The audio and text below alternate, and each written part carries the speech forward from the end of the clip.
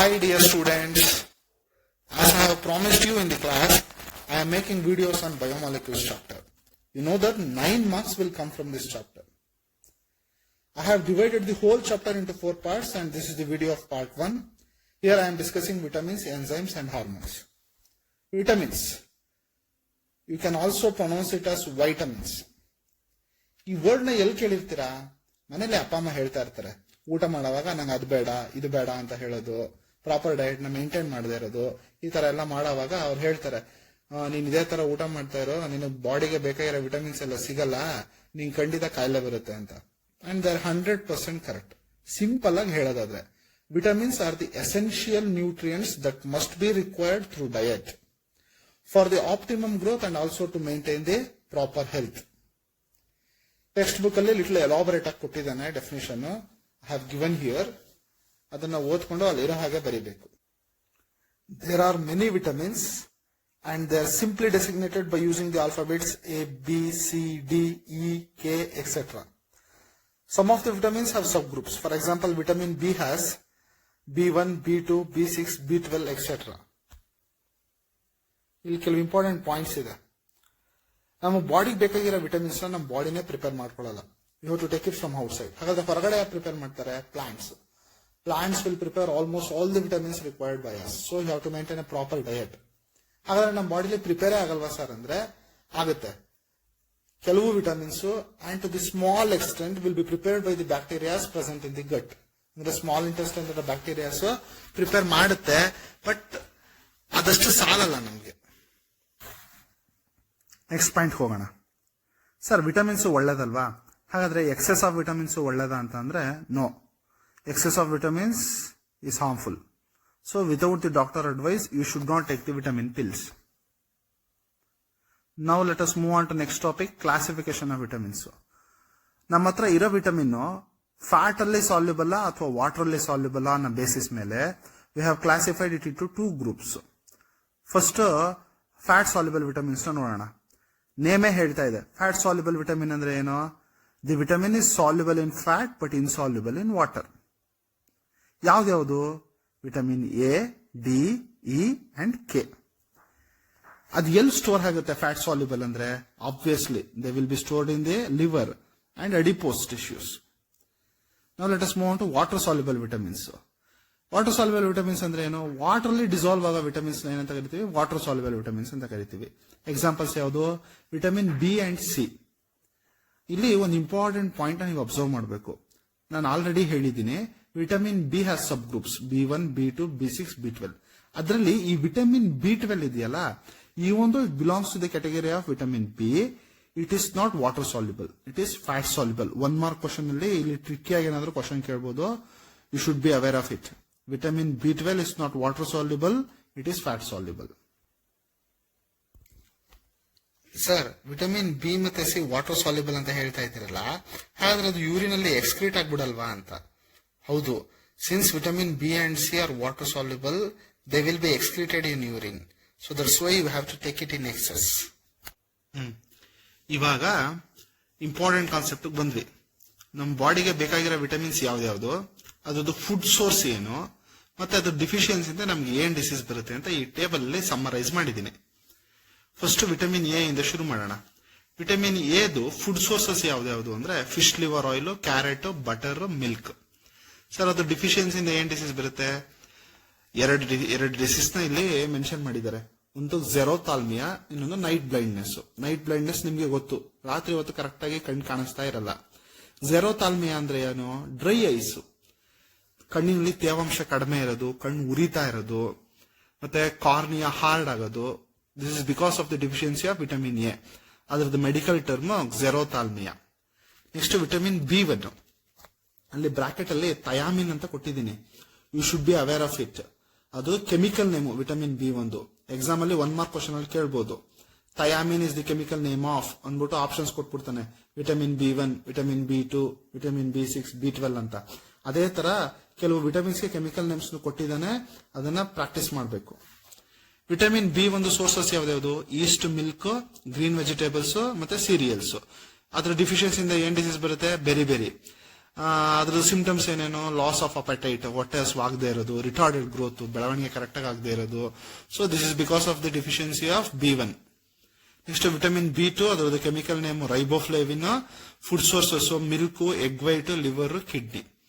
ಅದ್ರ ಡಿಫಿಷಿಯನ್ಸಿಯಿಂದ ಏನ್ ಡಿಸೀಸ್ ಬರುತ್ತೆ, ಕೀಲಿಯೋಸಿಸ್. ಅದು CHE ಅಂತ ಇದೆ, but you have to pronounce it as cheilosis. Cheilosis ಅಂದ್ರೆ ಏನು, fissuring at the corners of the mouth and lips. ತುಟಿ ಅಥವಾ ಬಾಯಿ ಒಡೆಯುತ್ತಲ್ಲ, ಸೊ ಅದನ್ನ ಕೀಲಿಯೋಸಿಸ್ ಅಂತ ಕರಿತೀವಿ. ಇದಲ್ಲದೆ ಡೈಜೆಸ್ಟಿವ್ ಡಿಸಾರ್ಡರ್ಸ್ ಬರೋದು, ಫುಡ್ ಡೈಜೆಷನ್ ಕರೆಕ್ಟ್ ಆಗಿ ಆಗದೆ ಇರೋದು, ಸ್ಕಿನ್ ಅಲ್ಲಿ ಬರ್ನಿಂಗ್ ಸೆನ್ಸೇಷನ್ ಇರೋದು. So these are all because of the deficiency of vitamin B2. Vitamin B6, ಅದರದ್ದು chemical name pyridoxine. Food sources yeast, milk, egg yolk, cereals ಮತ್ತೆ grams. ಅದ್ರ ಡಿಫಿಷಿಯನ್ಸಿಯಿಂದ ಏನ್ ಡಿಸೀಸ್ ಬರುತ್ತೆ, ಕಾನ್ವಲ್ಷನ್. ಕಾನ್ವಲ್ಷನ್ ಅಂದ್ರೆ ಏನು, ಫಿಟ್ಸ್ ಬರುತ್ತಲ್ಲಪ್ಪ, ನಮ್ಗೆ ಮಸ್ಕ್ಯುಲರ್ ಕಂಟ್ರೋಲ್ ಇಲ್ಲದೆ ಇರೋದು, ಕೈ ಕಾಲೆಲ್ಲ ಒದ್ರಕ್ ಶುರು ಮಾಡ್ಬಿಡ್ತೀವಲ್ಲ. So that is because of the deficiency of vitamin B6. Next vitamin B12, food sources ಯಾವುದು, ಮೀಟ್, ಫಿಶ್, ಎಗ್, ಕರ್ಡ್. ಅದ್ರ ಡಿಫಿಷಿಯನ್ಸಿ ಏನ್ ಡಿಸೀಸ್ ಬರುತ್ತೆ, ಪರ್ನಿಷಿಯಸ್ ಅನಿಮಿಯಾ. RBCs ಇದು ರೆಡ್ ಬ್ಲಡ್ ಸೆಲ್ಸ್ ಡಿಫಿಷಿಯನ್ಸಿ ಆಗ್ಬಿಡುತ್ತೆ, ಅದ್ರದ್ದು ಕೌಂಟ್ಸ್ ಕಡಿಮೆ ಆಗುತ್ತೆ, ಪರ್ನಿಷಿಯಸ್ ಅನಿಮಿಯಾ ಅಂತ ಅಂದ್ರೆ. ನೆಕ್ಸ್ಟ್ ವಿಟಮಿನ್ C, ಅದರದ್ದು ಕೆಮಿಕಲ್ ನೇಮ್ ಆಸ್ಕಾರ್ಬಿಕ್ ಆಸಿಡ್, ಮರಿಬೇಡಿ. ಈ ಫುಡ್ ಸೋರ್ಸಸ್ ನಮಗ್ ತುಂಬಾ ಚೆನ್ನಾಗಿ ಗೊತ್ತು. ಇದು ಮನೇಲಿ ಅಮ್ಮ ಹೇಳ್ತಾ ಇರ್ತಾರೆ, ಕಿತ್ಲೆ ಹಣ್ಣು ತಿನ್ನು, ಮೋಸಂಬಿ ಹಣ್ಣು ತಿನ್ನು, ನಿಂಬೆ ಹಣ್ಣು ಜ್ಯೂಸ್ ಕುಡಿ, ನಲ್ಲಿಕಾಯಿ ತಿನ್ನು. ಸೊ ಇದನ್ನೆಲ್ಲ ಸಿಟ್ರಸ್ ಫ್ರೂಟ್ಸ್ ಅಂತ ಕರಿತೀವಿ. ಇದನ್ನೆಲ್ಲ ತಿಂದ್ರೆ ನಮ್ಗೆ ವಿಟಮಿನ್ C ಸಿಗುತ್ತೆ ಅಂತ. ಸೊ ಅದೆಲ್ಲ vitamin C food sources. Vitamin C deficiency ಆದ್ರೆ ಸ್ಕರ್ಬಿ ಡಿಸೀಸ್ ಬರುತ್ತೆ. ಸೊ ಅದ್ರದ್ದು ಕ್ಯಾರೆಕ್ಟರಿಸ್ಟಿಕ್ಸ್ ಏನಂತ ಅಂದ್ರೆ ಬ್ಲೀಡಿಂಗ್ ಗಮ್ಸ್, ಹೊಸದಲ್ಲಿ ರಕ್ತ ಬರ್ತಾ ಇದ್ರೆ that is because of the deficiency of vitamin C. Next vitamin D, ಇದು ಅಷ್ಟೇ ನಮಗೆ ಚೆನ್ನಾಗಿ ಗೊತ್ತು. ಬಿಸಿಲು ಕಾಯ್ಬೇಕು, ಬಿಸಿಲಲ್ಲಿ ನಿಂತ್ಕೊಂಡ್ರೆ ನಮ್ಗೆ ವಿಟಮಿನ್ D ಸಿಗುತ್ತೆ ಅಂತ ಹೇಳ್ತಿರ್ತಾರೆ. So exposure to early sunlight ಮತ್ತೆ fish, egg yolk, these are all the sources of vitamin D. ವಿಟಮಿನ್ ಡಿಫಿಷಿಯನ್ಸಿ ಆದ್ರೆ ಏನ್ ಬರುತ್ತೆ ಸರ್ ಡಿಸೀಸ್ ಅಂದ್ರೆ ರಿಕೆಟ್ಸ್. ಚಿಕ್ಕ ಮಕ್ಕಳುಗಳಲ್ಲಿ ಬೋನ್ ಡಿಫಾರ್ಮಿಟೀಸ್ ಅಂದ್ರೆ ಬೋನ್ಸ್ ಪ್ರಾಪರ್ ಆಗಿ ಗ್ರೋತ್ ಆಗದೆ, ಸೊ ಟ್ವಿಸ್ಟ್ ಆಗೋದು, ಈ ತರ ಎಲ್ಲ ಆಗ್ತಾ ಇರುತ್ತೆ. So this is because of the deficiency of vitamin D. Sir elders ಅಲ್ಲಿ the medical condition because of the deficiency of vitamin D is osteomalacia ಅಂತ. What is osteomalacia sir? Bone ಸುಮಾರಾಗಿ ಬಿದ್ರೆ ಸಾಕು ಮುರಿದೋಗ್ತಾ ಇದೆ, ಜಾಯಿಂಟ್ ಎಲ್ಲ ಪೇನ್ ಬರ್ತಾ ಇದೆ ಅಂದ್ರೆ, so this is because of the deficiency of vitamin D. Next vitamin E, ಇದ್ರದ್ದು ಫುಡ್ ಸೋರ್ಸ್ ನ ಸಮಟೈಮ್ಸ್ ಕೇಳ್ತಾ ಇರ್ತಾನೆ ಕ್ವಶನ್ ಅಲ್ಲಿ. ಯಾಕಂದ್ರೆ vegetable oils that is the food source of vitamin E. ಯಾವ್ದಾವ್ದು ವೆಜಿಟೇಬಲ್ ಆಯಿಲ್ಸ್ ಬೇಕಾದಷ್ಟಿದೆ. Sunflower oil, groundnut oil, wheat germ oil. So these are all the food sources for vitamin E. ಡಿಫಿಷಿಯನ್ಸಿಯಿಂದ ಏನ್ disease ಬರುತ್ತೆ vitamin E ಡಿಫಿಷಿಯನ್ಸಿಯಿಂದ? Increased fragility of RBCs and muscular weakness ಅಂತೆ. Fragility ಅಂತ ಅಂದ್ರೆ ಈಸಿಯಾಗಿ break ಆಗೋದು ಅಂತ. RBC ರೆಡ್ ಬ್ಲಡ್ ಸೆಲ್ಸ್ ಈಸಿಯಾಗಿ ರಪ್ಚರ್ ಆಗ್ತಾ ಇರುತ್ತೆ. So this is because of the deficiency of vitamin E. Last but not the least vitamin K. Food source ಏನು? Green leafy vegetables. ಅದ್ರ ಡಿಫಿಷಿಯನ್ಸಿಯಿಂದ ಏನ್ ಡಿಸೀಸ್ ಬರುತ್ತೆ? ಬ್ಲಡ್ ಕ್ಲಾಟಿಂಗ್ ಟೈಮು ಇನ್ಕ್ರೀಸ್ ಆಗುತ್ತಂತೆ. ನಾವೇನಾದ್ರೂ ಬಿದ್ದಾಗ ಅಕಸ್ಮಾತ್ ಏನಾದ್ರು ಬ್ಲೀಡ್ ಆಗಕ್ ಶುರು ಆಯ್ತಂದ್ರೆ ಅದು ಬೇಗ ಕ್ಲಾಟ್ ಆಗಲ್ಲ. ಸೊ ನಮ್ಗೆ ಏನಾಗುತ್ತೆ, we are going to lose lot of blood. That is because of the deficiency of vitamin K. ಅಲ್ಲಿಗೆ we have finished vitamins. Now let us move on to enzymes. Divya ಕೇಳಿಸ್ಕೊತಾ ಇದೆಯಾ ಕರೆಕ್ಟಾಗಿ? ಎನ್ಸೈಮ್ಸ್ ಡಿಸ್ಕಸ್ ಮಾಡೋದಕ್ಕಿಂತ ಮುಂಚೆ ಒಂದು reaction ನ recall ಮಾಡೋಣ. ನಾವು 10th ಸ್ಟ್ಯಾಂಡರ್ಡ್ ಅಲ್ಲಿ ಫಸ್ಟ್ PU ಅಲ್ಲಿ ಓದಿದ್ವಿ. ಯಾವ reaction? Hydrogenation of alkenes. By passing hydrogen gas to alkenes in presence of nickel at 423 kelvin alkanes ಬರುತ್ತೆ. ಈ ರಿಯಾಕ್ಷನ್ ಅಲ್ಲಿ ನಾವೇನಾದ್ರೂ ನಿಕ್ಕಲ್ ನ ಯೂಸ್ ಮಾಡದೇ ಇದ್ದಿದ್ರೆ ಏನಾಗ್ತಾ ಇತ್ತು?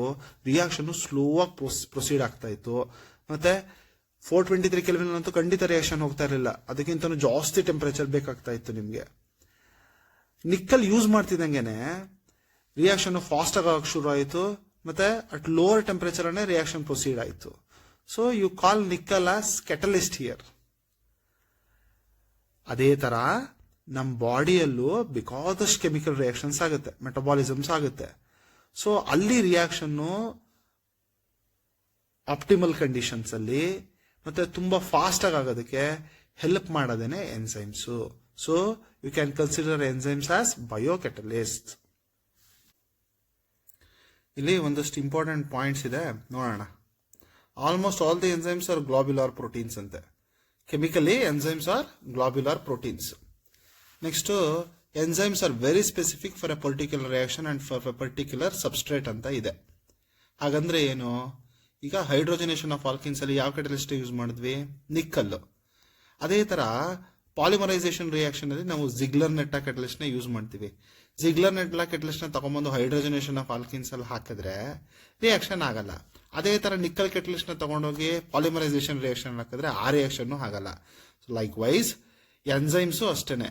ಯಾವ್ದಾದ್ರು ಒಂದು ಪರ್ಟಿಕ್ಯುಲರ್ ರಿಯಾಕ್ಷನ್ ಆಗಬೇಕು ಅಂದ್ರೆ ಅದಕ್ಕೆ ಒಂದು ಪರ್ಟಿಕ್ಯುಲರ್ ಎನ್ಸೈಮ್ ಇರುತ್ತೆ. ಎಲ್ಲ ಎನ್ಸೈಮು ಎಲ್ಲ ರಿಯಾಕ್ಷನ್ಸ್ ಮಾಡಲ್ಲ ಅಂತ. And the names of the enzymes end with S ಅಂತೆ, ASE. ಅದೇನೇನು ಒಂದಷ್ಟು ಎಕ್ಸಾಂಪಲ್ಸ್ ಇದೆ, ನೆಕ್ಸ್ಟ್ ನೋಡೋಣ ಅದನ್ನ. Next, enzymes are needed only in small quantities for the progress of a reaction. Catalyst ಅದೇ ತರ ಅಲ್ವಾ? ಸೊ ಅದೇ ತರ ಎನ್ಸೈಮ್ಸ್ ಸ್ಮಾಲ್ ಕ್ವಾಂಟಿಟೀಸ್ ಅಲ್ಲಿ ಇದ್ರೆ ಸಾಕು. ನೆಕ್ಸ್ಟ್, ಹಾಗಾದ್ರೆ ಈ ಎನ್ಸೈಮ್ಸ್ ಕಡಿಮೆ ಟೆಂಪರೇಚರ್ ಅಲ್ಲೇನೆ, ಮೈಲ್ಡರ್ ಕಂಡೀಷನ್ಸ್ ಅಲ್ಲೇ ರಿಯಾಕ್ಷನ್ ಫಾಸ್ಟರ್ ಆಗಿ ಹೇಗ್ ಮಾಡುತ್ತೆ ಅಂತಂದ್ರೆ, ಕೆಟಲಿಸ್ಟ್ ಹೇಗ್ ಮಾಡುತ್ತೆ? ನಾವು ಕೆಮಿಕಲ್ ಕೈನೆಟಿಕ್ಸ್ ಚಾಪ್ಟರ್ ಓದಿದ್ದೀವಿ. By lowering the magnitude of activation energy. So catalyst reaction ಬೇಗ ಆಗೋ ತರ ಮಾಡುತ್ತೆ ಮೈಲ್ಡರ್ ಕಂಡೀಷನ್ಸ್ ಅಲ್ಲೇನೆ. ಅದೇ ತರ ಎನ್ಸೈಮ್ಸ್ನು ಅಷ್ಟೇ. By reducing the magnitude of activation energy it speeds the reaction. Yathish ಕೇಳ್ತಾ ಇದೆಯಾ? ಇಲ್ಲಿ ಒಂದಷ್ಟು ಇಂಪಾರ್ಟೆಂಟ್ ಎನ್ಸೈಮ್ಸ್ ನ ಮತ್ತೆ ಅದ್ರ ಫಂಕ್ಷನ್ ನ ಲಿಸ್ಟ್ ಮಾಡಿದ್ದೀನಿ. First one maltase. ನೋಡು, ಏಸ್ ಅಂತ ಎಂಡ್ ಆಗ್ತಾ ಇದೆ ಅಂದ್ಮೇಲೆ ಅದು ಎನ್ಸೈಮು. ಇದಕ್ಕಿಂತ ಮುಂಚೆ ಫಸ್ಟ್ ವರ್ಡ್ ಇದೆಯಲ್ಲ, ರೂಟ್ ವರ್ಡ್ ಮಾಲ್ಟ್, ಅದು ನಮಗೆ ಅದು ಏನ್ ಫಂಕ್ಷನ್ ಮಾಡುತ್ತೆ ಅನ್ನೋದನ್ನ ಒಂದು ಹಿಂಟ್ ಕೊಡುತ್ತೆ. ಮಾಲ್ಟೇಸ್ ಏನ್ ಮಾಡುತ್ತೆ? It helps in the hydrolysis of maltose into glucose. Oxidoreductase. So ಇದೇನ್ ಮಾಡುತ್ತೆ? It catalyzes the oxidation of one substrate and simultaneously reducing the another substrate. ಸುಕ್ರೇಸ್ ಇದೆ ನೋಡಿ, ಇಲ್ಲಿ ಏಸ್ ಇಂದ ಎಂಡ್ ಆಗ್ತಾ ಇದೆ, ಸುಕ್ರೇಸ್, ಸುಕ್ರೋಸು. ಸೊ ಏನೇನೋ ಗೊತ್ತಾಗ್ಬಿಡ್ಬೇಕು ನಿಂಗೆ. It helps in the hydrolysis of sucrose into glucose and fructose ಅಂತ. ಈ ಮೂರು ಎನ್ಸೈಮ್ಸ್ ಟೆಕ್ಸ್ಟ್ ಬುಕ್ ಅಲ್ಲಿ ಮೆನ್ಷನ್ ಮಾಡಿದ್ದಾನೆ. ಇಲ್ಲಿ ಇನ್ನೊಂದಷ್ಟು ಎನ್ಸೈಮ್ಸ್ ನ ನಾನೇ ಮೆನ್ಷನ್ ಮಾಡಿದ್ದೀನಿ. ಸೊ ಇದು ಇಂಪಾರ್ಟೆಂಟೇನೆ, ಇದನ್ನು ನೆನ್ಪಿಟ್ಕೋಬೇಕು. Amylase. It is made in mouth and pancreas and it breaks down the complex carbohydrates. Lipase, ಇದು ಅಷ್ಟೇ ಪ್ಯಾಂಕ್ರಿಯಾಸ್ ಅಲ್ಲೇ ಮಾಡಿ ಆಗುತ್ತೆ, ಮತ್ತೆ it breaks down the fats. Protease, ಇದು ಅಷ್ಟೇ ಪ್ಯಾಂಕ್ರಿಯಾಸ್ ಅಲ್ಲೇ ಆಗುತ್ತೆ and it breaks down the proteins. Invertase, ಇದೇನ್ ಮಾಡುತ್ತೆ? It breaks the sucrose into glucose and fructose. So ಸುಕ್ರೇಸುನು ಇದೇ ಕೆಲಸನೇ ಮಾಡೋದು. They are not the same. ಇನ್ವರ್ಟೇಸೇ ಬೇರೆ, ಸುಕ್ರೇಸೇ ಬೇರೆ, ಬಟ್ ಎರಡರದ್ದು function same. Diastase, it breaks down the starch into smaller sugar. Enzymes ಅದ್ರದ್ದು ಫಂಕ್ಷನ್ಸು ಎರಡನ್ನು ನೆನ್ಪಿಟ್ಕೋಬೇಕು. ಇಷ್ಟು ನೆನ್ಪಿಟ್ಕೊಂಡ್ರೆ ಸಾಕು. So now we have finish the enzymes also. Now let us move on to hormone. Hormones ಅಂದ್ರೆ ಏನು? Hormones are the intercellular messengers. They help to maintain the various biological activities in our body. ಹಾಗಂದ್ರೆ ಏನು? ಈಗ for example, ನೀವು ಊಟ ಮಾಡ್ತೀರಾ. ಊಟ ಮಾಡ್ತಿದ್ದಂಗೆ ಏನಾಗುತ್ತೆ? ಬ್ಲಡ್ಡಲ್ಲಿ ಗ್ಲೂಕೋಸ್ ಲೆವೆಲ್ ಜಾಸ್ತಿ ಆಗುತ್ತೆ. ಸೊ ಆಗ ಪ್ಯಾಂಕ್ರಿಯಾಸ್ ಇನ್ಸುಲಿನ್ನ ರಿಲೀಸ್ ಮಾಡುತ್ತೆ. ಇನ್ಸುಲಿನ್ ಏನು ಮಾಡುತ್ತೆ? ಬ್ಲಡ್ ಗ್ಲೂಕೋಸ್ ಲೆವೆಲ್ ಜಾಸ್ತಿ ಆಗಿರೋದನ್ನ ಗ್ಲೂಕೋಸ್ನ ಮೆಟಬಲೈಸ್ ಮಾಡಿ ಕಡಿಮೆ ಮಾಡುತ್ತೆ. ಹಾಗೆ ನಮ್ಮ ಬಾಡಿಯಲ್ಲಿ ಏನಾದರೂ ಒಂದು ಫಂಕ್ಷನ್ ಆಗಬೇಕು ಅಂದಾಗ ಅದಕ್ಕೆಲ್ಲ ಮೆಸೇಜಸ್ನ ಕ್ಯಾರಿ ಮಾಡೋದು ಯಾರು ಅಂತ ಅಂದರೆ ಅದೇ hormones. So hormones are the biochemical messengers or intercellular messengers. ಎಲ್ಲಿ ಪ್ರೊಡ್ಯೂಸ್ ಆಗುತ್ತೆ hormones? Hormones are produced in the endocrine glands in our body. Endocrine glands ಅಂದರೆ ಯಾವ್ದು? There are various endocrine glands in our body. Ovaries, testis, pancreas, thyroid. So ಈ ಥರ ಎಲ್ಲ ತುಂಬ ಇದೆ. So ಆ ಎಂಡೋಕ್ರೈನ್ ಗ್ಲ್ಯಾಂಡ್ಸಲ್ಲಿ ಹಾರ್ಮೋನ್ಸು ರಿಲೀಸ್ ಆಗುತ್ತೆ. So depending upon the which biological activity has to be done in the body. ಅದೇನು ಮಾಡುತ್ತೆ? ಎಂಡೋಕ್ರೈನ್ ಗ್ಲ್ಯಾಂಡ್ಸು ಡೈರೆಕ್ಟಾಗಿ ಹಾರ್ಮೋನ್ಸ್ನ ಬ್ಲಡ್ ಸ್ಟ್ರೀಮ್ಗೆ ಪ್ರೊಡ್ಯೂಸ್ ಮಾಡಿಬಿಡುತ್ತೆ. ಅದು ಆ್ಯಕ್ಷನ್ ಆಫ್ ಸೈಟ್ಗೆ ಬ್ಲಡ್ ತಗೊಂಡೋಗಿ ಬಿಡುತ್ತೆ ಅದನ್ನು. So this is about the introduction to hormones. Next ಈಗ ಫಸ್ಟ್ ಹಾರ್ಮೋನ್ಸಲ್ಲಿ ತುಂಬ ಟೈಪ್ಸ್ ಇದೆ.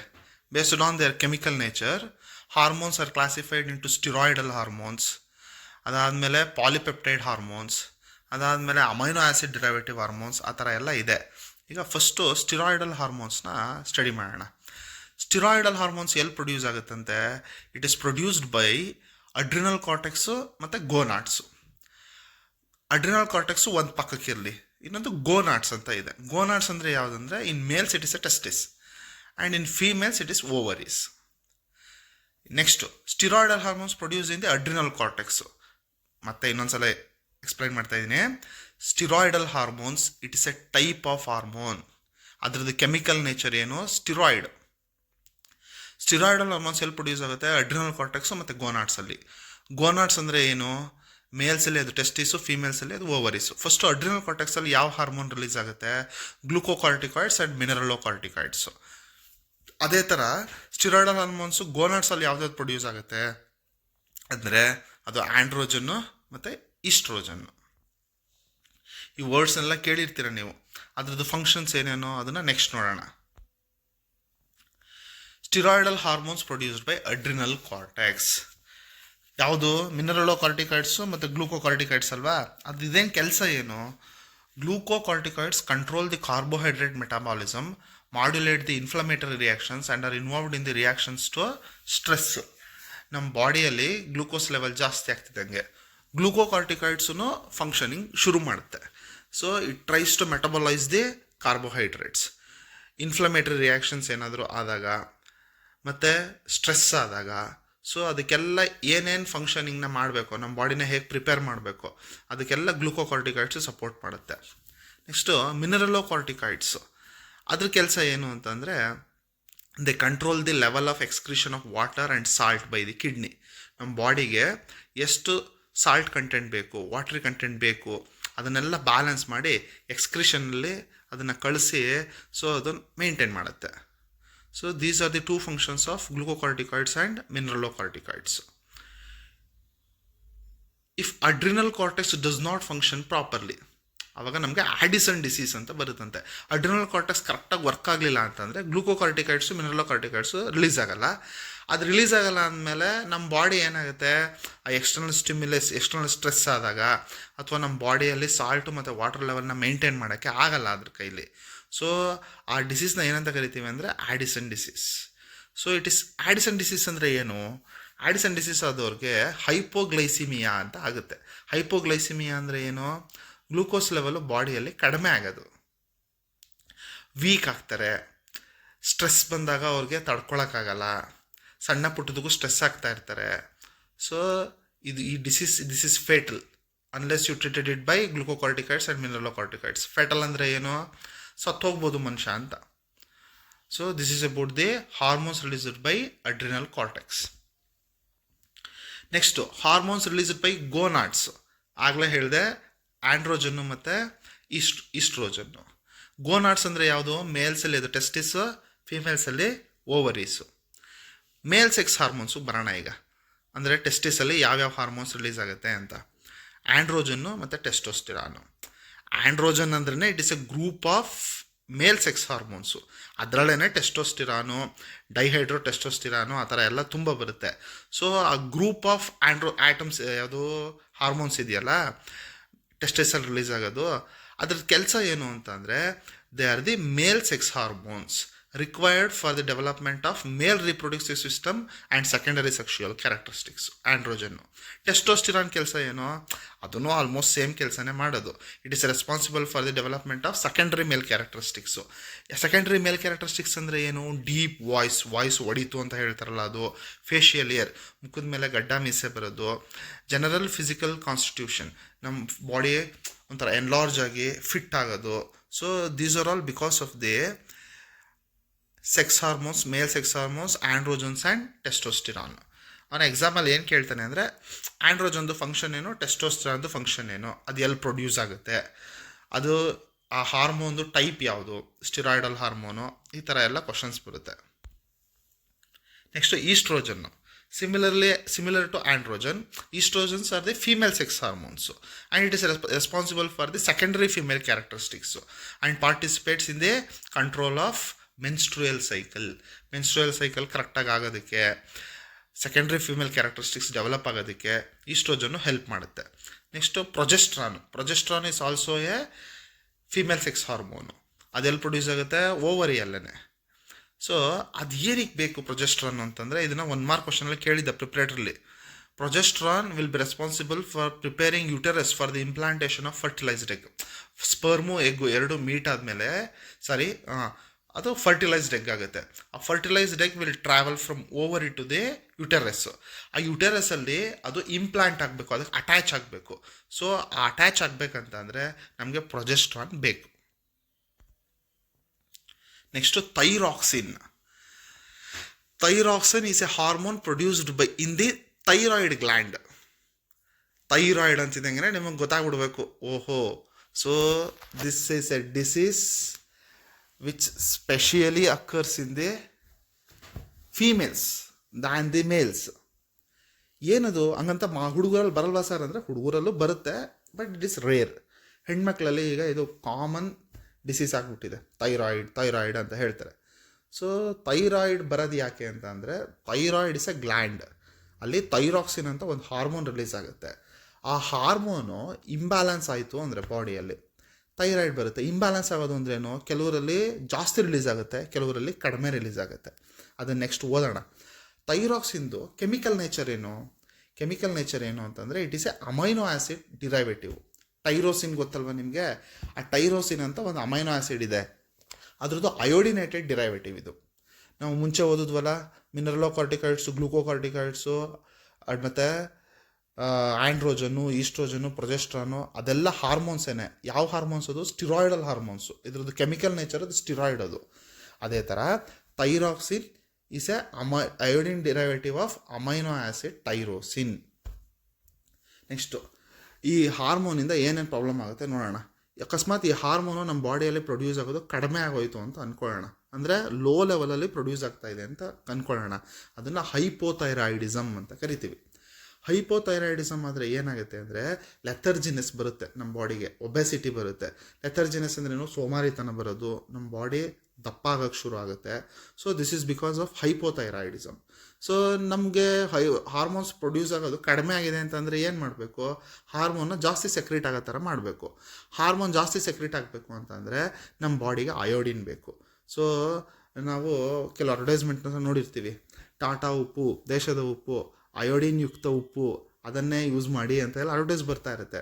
ಆ್ಯಕ್ಚುಲಿ ನಮ್ಮ ಬಾಡಿಗೆ ಅಯೋಡಿನ್ ಬೇಕು. ಯಾಕೆ? ಅಯೋಡಿನ್ ಕಂಟೆಂಟ್ ಬಂದಾಗ ಮಾತ್ರ ನಮ್ಮ ಬಾಡಿ ಪ್ರಾಪರಾಗಿ ಥೈರಾಕ್ಸಿನ್ ಹಾರ್ಮೋನ್ನ ರಿಲೀಸ್ ಮಾಡೋಕ್ಕೆ ಸಾಧ್ಯ ಆಗೋದು. ಸೊ ಅಯೋಡಿನ್ ಇಲ್ಲ ಅಂತ ಅಂದರೆ ನಮ್ಗೆ ಏನಾಗ್ಬಿಡುತ್ತೆ? ಥೈರಾಕ್ಸಿನ್ ರಿಲೀಸ್ ಆಗಲ್ಲ. So it leads to the hypothyroidism. ಆಮೇಲೆ ಏನಾಗುತ್ತೆ? ಥೈರಾಯ್ಡ್ ಗ್ಲ್ಯಾಂಡು ದಪ್ಪ ಆಗಿಬಿಡುತ್ತೆ. ನೀವು ಕತ್ತತ್ರ ಕೆಲವ್ರಿಗೆ ಊದ್ಕೊಂಡಿರೋದನ್ನ ನೀವು ಅಬ್ಸರ್ವ್ ಮಾಡ್ಬೋದು. So this is because of low level of thyroxine, hypothyroidism. ಇದನ್ನು ಹೇಗೆ ಕಂಟ್ರೋಲ್ ಮಾಡೋದು? ಏನೂ ಇಲ್ಲ. ನಾವು ಊಟ ಮಾಡ್ತೀವಲ್ಲ ಉಪ್ಪು, ಅದರಲ್ಲಿ ಅಯೋಡೈಸ್ಡ್ ಸಾಲ್ಟ್ ಅಂತ ಇರುತ್ತೆ, ಅಂದರೆ ಅಯೋಡಿನ್ ಇರೋದು. ಸೊ ಅದನ್ನು ಯೂಸ್ ಮಾಡಬೇಕು. ನೆಕ್ಸ್ಟು ಇದು low level of thyroxine release ಆದರೆ. High level of thyroxine release ಆದರೆ ಅದನ್ನು ಹೈಪರ್ ಥೈರಾಯ್ಡಿಸಮ್ ಅಂತ ಕರೀತಾರೆ. ಇಲ್ಲಿ ಉಲ್ಟಾ, ಅವನೇನು ಮಾಡ್ತಾನೆ? ಹೈಲಿ ಎನರ್ಜೆಟಿಕ್ ಫೀಲ್ ಮಾಡ್ತಾರೆ, ಮತ್ತು ಸಣ್ಣಕ್ಕಿರ್ತಾರೆ. ಹಾಗಾದರೆ ಇದು ಒಳ್ಳೇದಲ್ವ ಅಂತಂದರೆ ನೋ, ಇದು ಕಷ್ಟನೇ. ಏನು? The person feel more energetic and experience weight loss, which is opposite to the hypothyroidism. ಅಲ್ಲಿ ಲೆಥರ್ಜಿನೆಸ್ ಬರುತ್ತೆ, ವೆಯ್ಟ್ ಗೇನ್ ಆಗುತ್ತೆ. ಇಲ್ಲೇನಾಗುತ್ತೆ? ನೀವು ಸಣ್ಣ ಪುಟ್ಟದಕ್ಕೂ ಆ್ಯಂಗ್ಷಿಯಸ್ ಆಗೋಕ್ಕೆ ಶುರು ಮಾಡ್ತೀರಾ. ಅದಾದಮೇಲೆ ರಿಸ್ಕ್ ಆಫ್ ಸ್ಟ್ರೋಕ್ ಮತ್ತು ಹಾರ್ಟ್ ಫೇಲ್ಯೂರು ಜಾಸ್ತಿ ಯಾವುದರಲ್ಲಿ? ಹೈಪರ್ ಥೈರಾಯ್ಡಿಸಮಲ್ಲಿ. So both are not good, hypothyroidism, hyperthyroidism. Next ಇಲ್ಲಿ ಇನ್ನೂ ಒಂದಷ್ಟು ಹಾರ್ಮೋನ್ಸು, ಅದರದ್ದು ಕೆಮಿಕಲ್ ನೇಚರು, ಫಂಕ್ಷನ್ಸ್ನ ಕೊಟ್ಟಿದ್ದೀನಿ. ಇನ್ಸುಲಿನ್, ಅದು ನಿಮಗೆ ಗೊತ್ತು. ಫಸ್ಟು ಆ 3 ಹಾರ್ಮೋನ್ಸ್ ನೋಡೋಣ. Insulin, glucagon, endorphin. ಇನ್ಸುಲಿನ್ನು ಪಾಲಿಪೆಪ್ಟೈಡೇನೆ, ಗ್ಲುಕೋಗಾನು ಪಾಲಿಪೆಪ್ಟೈಡೇನೆ, ಎಂಡಾರ್ಫಿನ್ನು ಪಾಲಿಪೆಪ್ಟೈಡೇನೆ. Polypeptide means what? They are all proteins. Insulin ಕೆಲಸ ಏನು? ಆಗಲೇ ಹೇಳಿದೆ, ಊಟ ಮಾಡ್ತೀವಿ, ಬ್ಲಡ್ಡಲ್ಲಿ ಗ್ಲೂಕೋಸ್ ಲೆವೆಲ್ ಜಾಸ್ತಿ ಆಗುತ್ತೆ, ಅದನ್ನು ಕಡಿಮೆ ಮಾಡಬೇಕು. ಆವಾಗ ಪ್ಯಾಂಕ್ರಿಯಾಸ್ ಇನ್ಸುಲಿನ್ನ ರಿಲೀಸ್ ಮಾಡುತ್ತೆ, ಅದು ಗ್ಲೂಕೋಸ್ನ ಮೆಟಬಲೈಸ್ ಮಾಡುತ್ತೆ. ಗ್ಲುಕೋಗಾನ್ ಏನು, ಇನ್ ಬಿಟ್ವೀನ್ ದಿ ಮೀಲ್ಸ್ ನೀನೇನು ಮಾಡಿದ್ಯಾ, ಊಟ ಮಾಡಿ ಸುಮಾರು ಹೊತ್ತಾಗೋಯ್ತು, ಸೊ ನಮಗೆ ಗ್ಲೂಕೋಸ್ ಲೆವೆಲ್ ಕಡಿಮೆ ಆಗ್ತಾ ಇದೆ, ಬಾಡಿಯಲ್ಲಿ ಗ್ಲೂಕೋಸ್ ಲೆವೆಲ್ ಜಾಸ್ತಿ ಆಗಬೇಕು. ಸೊ ಆವಾಗ glucagon will increase the glucose level in the body. So insulin glucagon ಎರಡೂ ಜೊತೆಯಾಗಿ ಕಂಪ್ಯಾನಿಯನ್ಸ್ ಆಗಿ ಕೆಲಸ ಮಾಡೋದು. They will maintain the blood sugar level in the body. Next endorphin ಕೆಲಸ ಏನು, endorphin again it is a polypeptide, I mean protein. It is released by the hypothalamus and pituitary gland. ಇದು ಯಾವುದು, it is a gland. ಶುರುಲೆ ಹೇಳಿದ್ವಲ್ಲ ನಾವು, ನೋಡಿ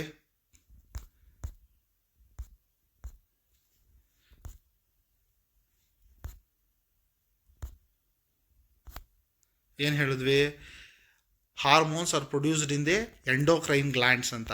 ಆ endocrine glands ಬೇಕಾದಷ್ಟು ಥರ ಎಂಡೋಕ್ರೈನ್ ಗ್ಲ್ಯಾಂಡ್ಸ್ ಇದೆ. ಅದರಲ್ಲಿ ಈ ಹೈಪೋಥಲಾಮಸ್ಸು ಮತ್ತು ಪಿಟ್ಯೂಟರಿ ಗ್ಲ್ಯಾಂಡ್ಸು ಒಂದು. ಈ ಹಾರ್ಮೋನ್ ಯಾವಾಗ ರಿಲೀಸ್ ಆಗುತ್ತೆ, ನಮಗೆ ಏನಾದರೂ ನೋವು ಆದಾಗ, ಬೀಳ್ತೀವಿ, ಏಟಾಗುತ್ತೆ, ಸ್ಟ್ರೆಸ್ ಆಗುತ್ತೆ, ಆ ಟೈಮಲ್ಲಿ ಈ ಹಾರ್ಮೋನ್ ಏನು ಮಾಡುತ್ತೆ, ಸ್ಟ್ರೆಸ್ ರಿಲೀವರು, ಪೇಯ್ನ್ ರಿಲೀವರ್ ಆಗಿ ಕೆಲಸ ಮಾಡುತ್ತೆ. ನೆಕ್ಸ್ಟ್ ಲಾಸ್ಟ್ ಎಫಿನೆಫ್ರಿನ್, ನಾರೆಫಿನೆಫ್ರಿನ್ ಅಂತ. ಇದು amino acid derivative. So similar to thyroxine ಏನು, it is a iodine derivative of an amino acid tyrosine. ಅದೇ ಥರ ಇವುಗಳು ಅಷ್ಟೇ amino acid derivative, epinephrine, norepinephrine ಅಂತ. ಸೊ ಇದೆಲ್ಲಿ ರಿಲೀಸ್ ಆಗುತ್ತೆ ಅಂದರೆ ಅಡ್ರಿನಲ್ ಗ್ಲ್ಯಾಂಡ್ ಕಾರ್ಟೆಕ್ಸಲ್ಲಿ ರಿಲೀಸ್ ಆಗುತ್ತೆ. ಅವರಿಬ್ಬರು ಏನು ಮಾಡ್ತಾರೆ ಅಂತ ಅಂದರೆ they together mediate the response to external stimuli. ನಿಮಗೆ ಹೊರಗಡೆಯಿಂದ ನಿಮಗೆ ಏನಾದ್ರು ಒಂದು ಸ್ಟಿಮ್ಯುಲೇಷನ್ ಆಗುತ್ತೆ, ಆ ಸ್ಟಿಮ್ಯುಲೇಷನ್ಗೆ ಈ ಎರಡೂ ಹಾರ್ಮೋನ್ಸು ಏನು ಮಾಡುತ್ತೆ, ಅದಕ್ಕೆ ಕರೆಸ್ಪಾಂಡಿಂಗ್ ಆಗಿ ಏನು ವರ್ಕ್ ಮಾಡಬೇಕು ಆ ವರ್ಕ್ನ ಮಾಡುತ್ತೆ. ಸೊ ಸ್ಟ್ರೆಸ್ಫುಲ್ ಸಿಚುವೇಷನಲ್ಲಿ ಏನು ಮಾಡುತ್ತೆ, ನಿಮಗೆ ಸ್ಟ್ರೆಸ್ ಆಗ್ತಾ ಇದೆ ಅಂತ ಅಂತಿದಂಗೆ ಮಸಲ್ ರಿಲ್ಯಾಕ್ಸೇಷನ್ ಆಗಬೇಕು, ಅದಾದಮೇಲೆ ಬ್ಲಡ್ ಫ್ಲೋ ಜಾಸ್ತಿ ಬೇಕಾಗುತ್ತೆ, ಕೆಲಸ ಮಾಡ್ತಾ ಇದ್ದೀರಾ. ಸೊ ಈ ಥರ ಕೇಸ್ಗಳಲ್ಲೆಲ್ಲ ಈ ಹಾರ್ಮೋನ್ಸು ಇಂಪಾರ್ಟೆಂಟ್ ರೋಲ್ಸ್ನ ಪ್ಲೇ ಮಾಡುತ್ತೆ. ಸೊ ಇದಿಷ್ಟನ್ನು ಕರೆಕ್ಟಾಗಿ ನೋಡ್ಕೊಳ್ಳಿ.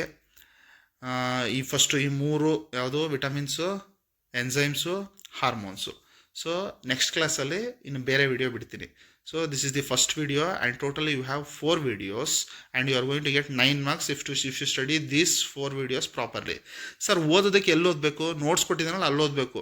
ಇಲ್ಲಿ just you have to listen to the videos and then you have to study in the notes. Mobile ಇಟ್ಕೊಂಡು ಕೂತ್ಕೊಂಡು ಓದೋದಲ್ಲ, ಕಣ್ಣು ಹೋಗುತ್ತೆ. ನಾನು ಇಲ್ಲಿ ಎಕ್ಸ್ಪ್ಲನೇಷನ್ ಮಾಡಿದ್ದೀನಿ, ನೋಟ್ಸ್ ತೊಗೊಳ್ಳಿ, ಓದಿ ಅಷ್ಟೇ.